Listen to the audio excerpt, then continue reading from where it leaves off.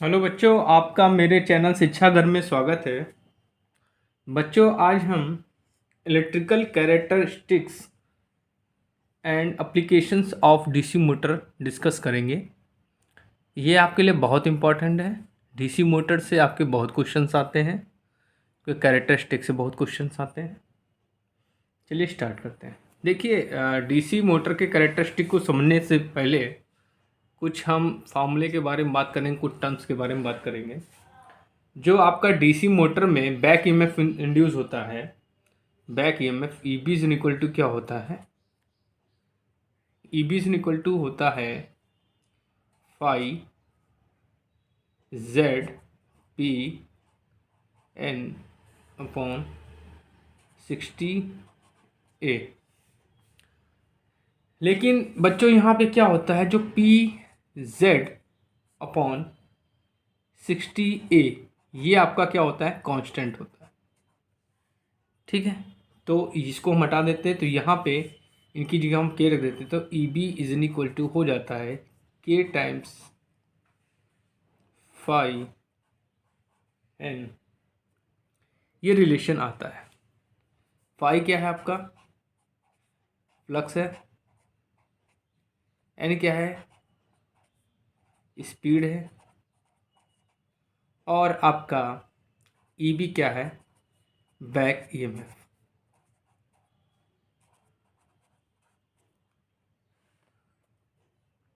सो अगर यहाँ से हम फॉर्मूला निकालें तो N is in equal to हो जाएगा E B upon K phi.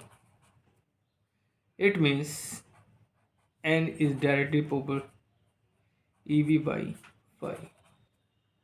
तो इससे रिलेशन से मिलता है कि एन जो होगा ई बी के डायरेक्टली प्रोपोर्शनल होगा और फ्लक्स के इन्वर्सली प्रोपोर्शनल होगा। और हम लोग जानते हैं कि जो फाई होता है उसके डायरेक्टली प्रोपोर्शनल आपके आर्मेचर करंट होती है।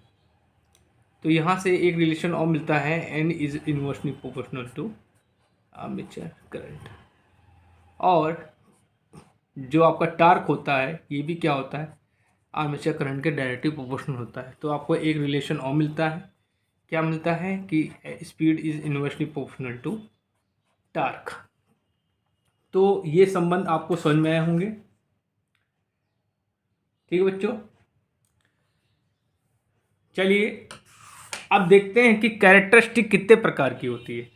तो बच्चों, कैरेक्टरिस्टिक जो होती है 3 प्रकार की होती है। एक होती है आपकी, बोलते हैं स्पीड कैरेक्टरिस्टिक। Speed characteristic.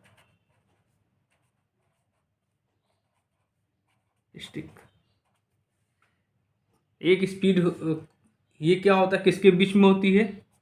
ये आर्मेचर करंट और स्पीड के बीच में होती है। दूसरा कैरेक्टरिस्टिक होता है बच्चों टॉर्क कैरेक्टरिस्टिक।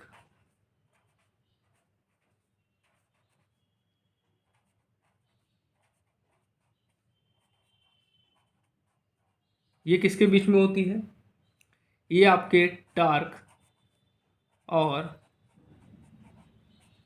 आर्मेचर करंट के बीच में होती है। और जो थर्ड कैरेक्टरिस्टिक है बच्चों, वो होता है मैकेनिकल कैरेक्टरिस्टिक।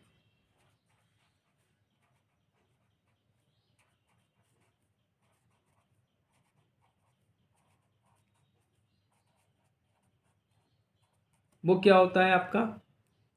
स्पीड और टार्क के बीच में होता है। ठीक बच्चों, तो चलिए स्टार्ट करते हैं। हम पहले क्या करेंगे, शंट मोटर का, शंट वाउंड मोटर का कैरेक्टरिस्टिक निकालेंगे। उसके बाद सीरीज वाउंड मोटर का,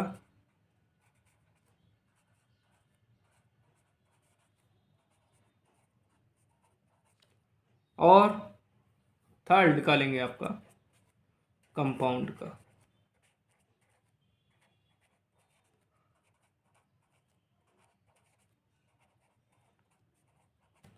चलिए स्टार्ट करते हैं। पहले शंट का देखते हैं। देखिए शंट वाउंड मोटर।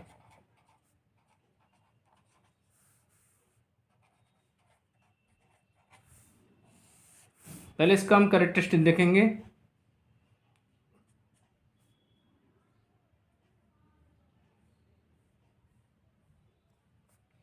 पहले इसका हम देखेंगे आपका टार्क कैरेक्टरिस्टिक।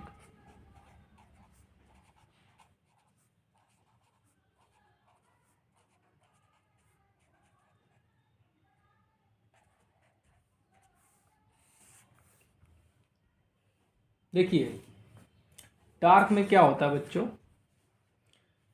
इसमें क्या होता है जो आपका हम लोग जानते हैं कि n is in equal to E B upon K times five, and हम लोग ये भी जानते हैं back E M F is in equal to क्या होता है v minus I A R A होता है। तो इसको हम निगलेक्ट कर देते हैं, ठीक है, इसको निगलेक्ट कर देते हैं।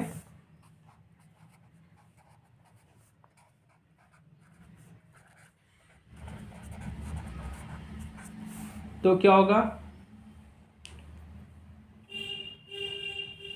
इट मीन्स जो आपका ई बी होगा ये लगभग सप्लाई वोल्टेज के बराबर होगा, स्थिर होगा। और इसमें जो फ्लक्स होता है एफ होता है वो क्या होता है directly proportional to shunt current के होता है। और शंट करंट की वैल्यू क्या होगी V upon R S H होगी, जो क्या होती है कांस्टेंट होती है। ठीक बच्चों, तो और जो बच्चों टार्क का रिलेशन होता है वो होता है T is directly proportional to phi I A. तो मैंने आपको बताया यहाँ पे जो फ्लक्स है वो कांस्टेंट रहेगा शंट बॉन्ड मोटर में, तो यहाँ पे क्या है phi is constant.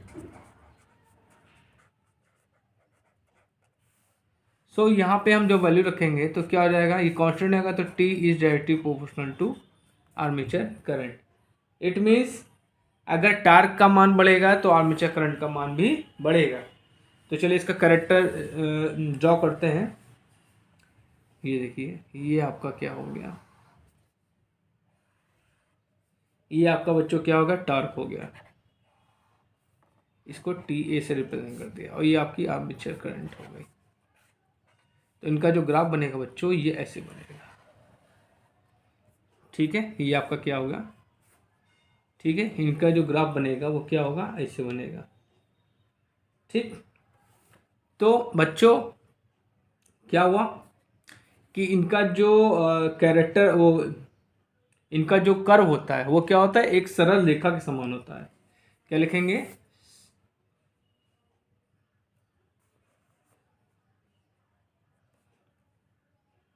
Armature armature current तथा टार्क का कर्व एक सरल रेखा होता है, एक सरल रेखा होता है।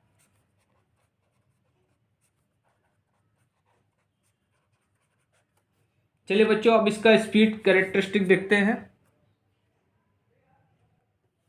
देखिए बच्चों इसमें क्या होता है n is in equal to E B upon K phi होता है,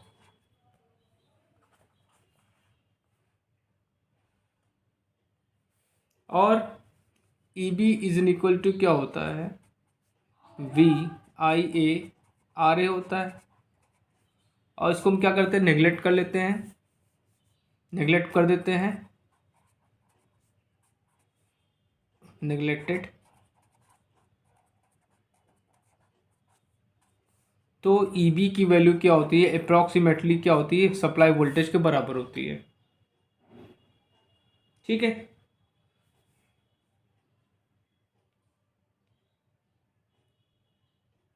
तो क्या कह सकते हैं, ईबी की वैल्यू क्या होती है, अप्रॉक्सीमेटली कांस्टेंट होती है, लगभग बराबर होती है, मतलब लगभग कांस्टेंट होती है, स्थिर होती है।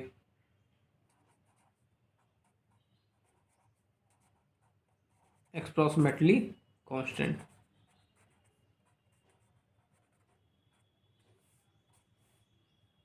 और इसमें जो फाई की वैल्यू होती है वो क्या होती है, शंट करंट के डायरेक्टली प्रोपोर्शनल होती है, और जो वैल्यू होती है वो क्या होती है, I S V upon I S H के बराबर होती है, और ये भी क्या होती है बच्चों, कांस्टेंट होती है। तो यहाँ से अगर हम देखेंगे, यहाँ से हम देखेंगे तो एन की वैल्यू क्या होगी, directly proportional to E B होगी। तो जो आपका सप्लाई वोल्टेज होगा, जो आपका सप्लाई वोल्टेज होगा उसके लगभग जो है आपकी अप्रॉक्सीमेटली स्पीड होगी इसके ठीक है। तो इसका अगर हम टॉर्क देखेंगे, मतलब स्पीड कैरेक्टरिस्टिक देखेंगे, ठीक है बच्चों, तो क्या हो जाएगा, ये आपकी क्या हो गई, स्पीड हो गई, और ये आपकी आर्मेचर करंट हो गई। तो जो इसका ग्राफ बनेगा बच्चों वो ऐसे बनेगा। तो इसकी ये आपकी स्पीड हो गई, तो इसकी स्पीड ये हो जाएगी। तो आपका जो स्पीड कैरेक्टरिस्टिक है शंट मोटर का इस प्रकार होगा। ठीक है, चलिए अब हम देखते हैं इसका क्या देखते हैं, अब इसका हम अब इसका मैकेनिकल कैरेक्टरिस्टिक देखते हैं बच्चों, मैकेनिकल कैरेक्टरिस्टिक।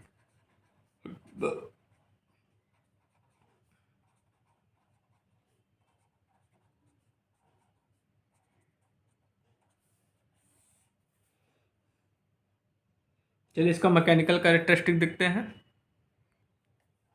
देखिए बच्चों, जो टार्क होता है एन क्या होता है, इनवर्सली प्रोपोर्शनल टू फाई होता है, और जो फाई होता है वो क्या होता है, आर्मेचर करंट के बराबर हो, डायरेक्टली प्रोपोर्शनल होता है। तो यहाँ से हम कह सकते हैं कि N is inversely proportional to torque. ठीक है, अब इसमें कैरेक्टरिस्टिक इसका कैसे होता है, इसका कैरेक्टरिस्टिक इस प्रकार होता है, ये आपकी क्या हो गई, स्पीड हो गई, और ये आपका टार्क हो गया। तो इसका कैरेक्टरिस्टिक कैसे होता है, ऐसे होता है,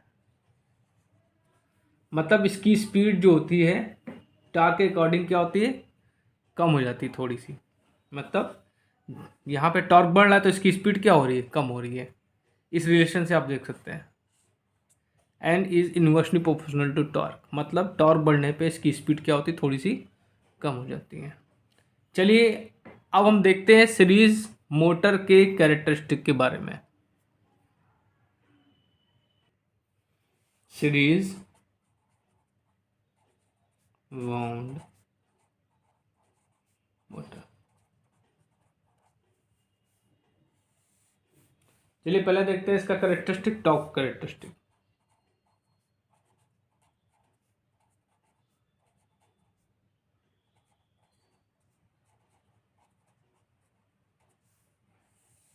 टॉर्क कैरेक्टरिस्टिक किसके बीच में हो बच्चों,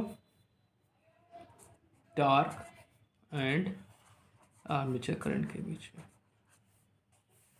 ठीक बच्चों, देखिए टॉर्क इज इक्वल टू क्या होता है, torque is directly proportional to I A into phi होता है।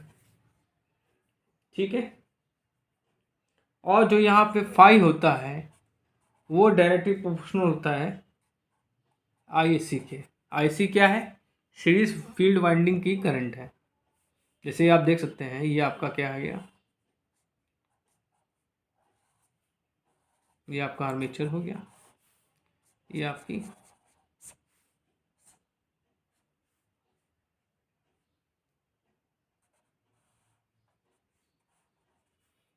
आर सी हो गई। तो इसमें ये लोड करंट आएगी, तो यहाँ पे जो करंट फ्लो होगी वो क्या होगी, इस कॉइल से, उसको बोलते हैं आई सी, सीरीज फील्ड वाइंडिंग करंट। तो जो फ्लक्स का मान होता है वो क्या होता है, इस करंट के डायरेक्टली प्रोपोर्शनल होता है। और यहाँ पे जो आपकी आर्मेचर करंट आएगी plus minus back EMF resistance, जो बैक यहाँ पे क्या होता है, आर्मेचर करंट की वैल्यू ISC के और लोड करंट के बराबर होता है। तो यहाँ पे क्या कह सकते हैं कि फ्लक्स क्या होगा, आर्मेचर करंट के भी डायरेक्टली प्रोपोर्शनल होगा। तो यहाँ पे हम फाई की जगह क्या रख सकते हैं, आर्मेचर करंट की वैल्यू रख सकते हैं। तो torque is directly proportional to क्या हो जाएगा, फाई IA। तो यहाँ पे हम फाई की वैल्यू रखेंगे, तो torque is directly proportional to क्या हो जाएगा, IA into IA। It mean जो टॉर्क की वैल्यू क्या होगी, आर्मेचर करंट के स्क्वायर के डायरेक्टली प्रोपोर्शनल होगी। तो बच्चों इसका जो ग्राफ बनेगा वो इस तरह बनेगा। ये आपका क्या हो गया, ये आपका हो गया टॉर्क, और ये आपकी क्या होगी, आर्मेचर करंट। ठीक, तो स्टार्टिंग में जो इसका ग्राफ होगा बच्चों इस तरह बनेगा। इसका स्टार्टिंग में जो ग्राफ होगा इस तरह बनेगा। और जब यहाँ P पॉइंट पे आता है, ठीक है, तो इसका जो ग्राफ होता है ऐसे हो जाता है। ठीक, P पॉइंट के बाद आफ्टर P पॉइंट जो रिलेशन क्या हो जाता है आर्मेचर करंट का, ये हो जाता है। ठीक है, जिसके कारण इसका ग्राफ क्या होता है, स्ट्रेट लाइन की तरह हो जाता है। ठीक है, चलिए अब इसका हम क्या देखते हैं, दूसरा कैरेक्टरिस्टिक देखते हैं, स्पीड कैरेक्टरिस्टिक। देखिए हम लोग जानते हैं कि n is inversely proportional to phi. ठीक बच्चों, और फाई क्या होता है, ये ISC और आर्मेचर करंट के डायरेक्टली प्रोपोर्शनल होता है। तो यहाँ पे अगर हम वैल्यू रखेंगे तो n is inversely proportional to क्या हो जाएगा, आर्मेचर करंट। और स्पीड कैरेक्टरिस्टिक हमको किसके बीच में निकालना है, इस स्पीड और आर्मेचर करंट के बीच में। तो इस रिलेशन से ये पता चलता है कि अगर स्पीड बढ़ेगी तो आर्मेचर करंट की वैल्यू घटेगी, और जब आर्मेचर करंट की वैल्यू बढ़ेगी तो स्पीड क्या होगी, घटेगी। तो इसका जो ग्राफ होता है बच्चों वो इस तरह होता है। ये आपकी क्या हो गई, स्पीड हो गई, और ये आपकी आर्मेचर करंट हो गई। तो इसका जो ग्राफ होता है बच्चों ये इस तरह होता है।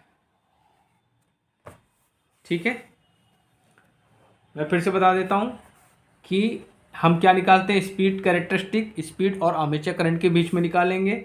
और रिलेशन मैंने आपको बताया था कि n इज डायरेक्टली प्रोपोर्शनल E/EB/फाई होता है।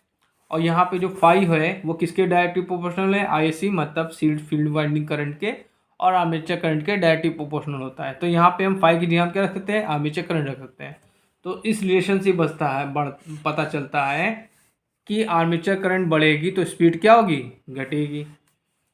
जब आर्मेचर करंट क्या होगी, इंक्रीज होगी, तो स्पीड क्या होगी, घटेगी। और जब आर्मेचर करंट घटेगी तो स्पीड क्या होगी, बढ़ेगी। ठीक है, तो इनका कर्व ऐसे होगा, ये देख सकते हैं, ये आपकी स्पीड हो गई, ये आपकी आर्मेचर करंट होगी। तो यहाँ पे जब आर्मेचर करंट बढ़ रही है तो इसकी जो स्पीड होगी वो ऐसे से घटती जाएगी। चलिए अब इसका देखते हैं मैकेनिकल कैरेक्टरिस्टिक।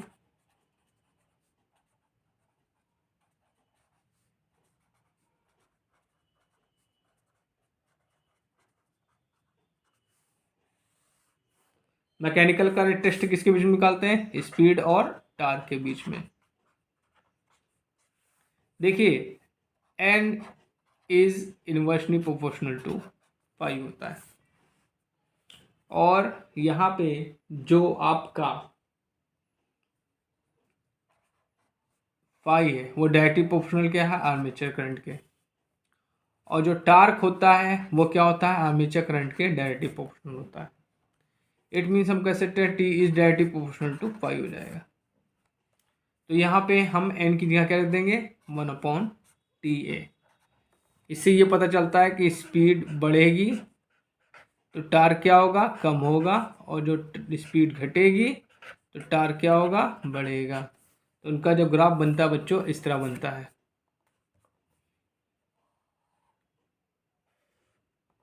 ये आपकी क्या हो गई,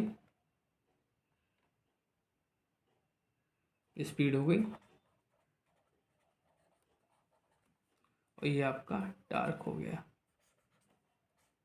तो इसका जो ग्राफ बनेगा ऐसे बनेगा, मतलब आपका जब टार्क बढ़ेगा तो स्पीड क्या होगी, कम होती जाएगी। तो बच्चों आज मैंने आपको शंट और सीरीज का इलेक्ट्रिकल कैरेक्टरिस्टिक बताया है। नेक्स्ट लेक्चर में मैं आपको कंपाउंड का कैरेक्टरिस्टिक बताऊंगा, कंपाउंड मोटर का इलेक्ट्रिक कैरेक्टरिस्टिक बताऊंगा, और अन्य तीनों मोटर के शंट, वाउंड और सीरीज एंड शंट और कंपाउंड का अनुप्रयोग भी बताऊंगा। ठीक है, प्लीज़ मेरे चैनल को लाइक करिए, शेयर करिए एंड सब्सक्राइब करिए, जिससे मैं आप लोगों के लिए इसी तरह अच्छे अच्छे वीडियोस बनाता रहूं और आप लोगों की तैयारी होती रहे। Thank you.